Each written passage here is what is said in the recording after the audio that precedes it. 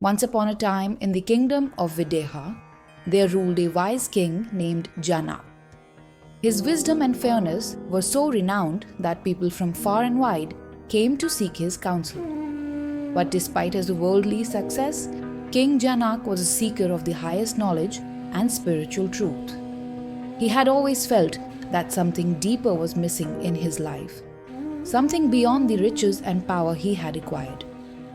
One day, King Janaka was meditating in his royal court when a wise sage visited him. This sage, knowing of the king's search for spiritual knowledge, decided to test his understanding of attachment and the nature of the self.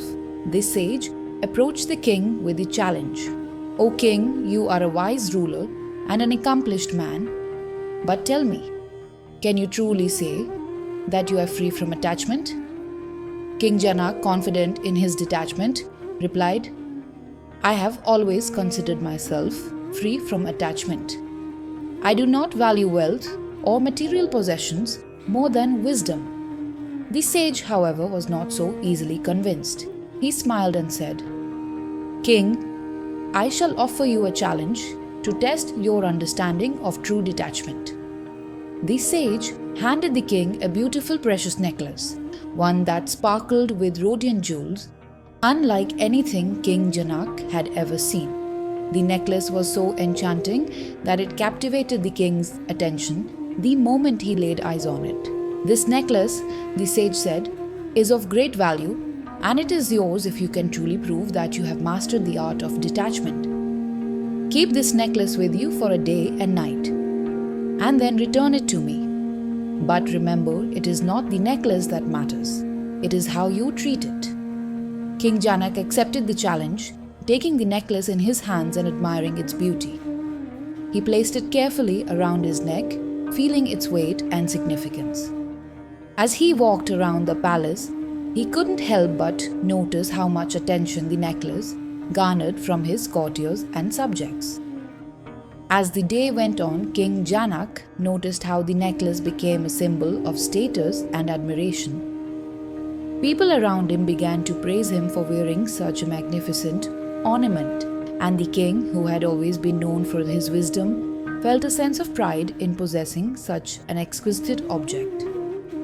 For the first time, King Janaka started to feel a strong attachment to the necklace.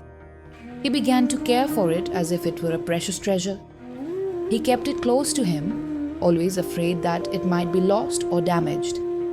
He felt the need to protect it, to ensure that no harm would come to it. As the night wore on, King Janaka lay in bed, clutching the necklace tightly in his hands, unable to sleep. His mind was full of thoughts about the necklace, how precious it was, how important it had become in his life.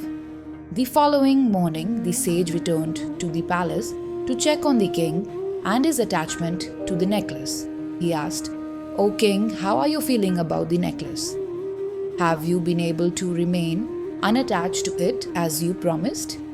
King Janaka, with a sense of realization, replied, "O sage, I confess that I have failed your test. The necklace has become more important to me than I realized. I have grown attached to it, to its beauty and its value. I feel a deep sense of ownership over it, and I am worried about losing it." The sage smiled, pleased with the king's honesty. "This is the very essence of attachment. You were free from attachment before you held the necklace, but once you accepted it, you became consumed by it. This necklace symbolizes all that you consider valuable in the material world: wealth, status, and pride. But none of these things define your true self." The sage continued, "Now let me show you the ultimate truth. Just as you have grown attached to this necklace, so too do people become attached to their possessions, their desires, and their identities. But none of these are permanent. The body, the wealth, and the status you hold are all temporary. The only thing that remains unchanged is the Atmaa, the true self, which is beyond all attachment." King Janaka listened carefully. The words of the sage echoed in his mind. He understood now that true wisdom lies not in accumulating wealth or possessions, but in realizing that the self is not attached to anything in the material world. The sage then asked King Janak to return the necklace. As the king handed the necklace back to the sage, he felt a deep sense of release, as if he was shedding the weight of his attachment. He realized that the true treasures in life are not material but spiritual. He had learned that true detachment does not mean renouncing the world, but rather understanding that one's true nature is beyond the fleeting experiences and possessions of the physical world. King Janak, enlightened by this lesson, became even more resolute in his quest for self-realization. He understood that while he may live in a world filled with possessions and desires, the key to peace and happiness lies in recognizing the eternal truth of the Atmaa within. From that day forward, King Janak ruled his kingdom with even greater wisdom, knowing that the necklace, though beautiful, was but a symbol of the illusory attachments that people form in life.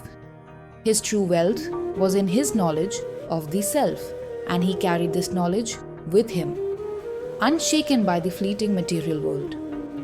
This story from the Brihadaranyaka Upanishad offers deep insights into the nature of attachment, self-realization, and the path to spiritual wisdom. Just like King Janak's attachment to the necklace, many of us hold on to material things, status, or expectations that weigh us down. But true fulfillment comes when we realize that we are not defined by what we own. Take a moment today, reflect on what you're attached to in your daily life. Is it your phone, your career, your image? How can you release these attachments to focus more on what truly matters? Your peace, relationships, and personal growth. Subscribe now for more insights on how to live a more meaningful, less cluttered life, where true happiness comes from within, not from external possessions. Share in the comments what's something you're ready to detach from to make room for your inner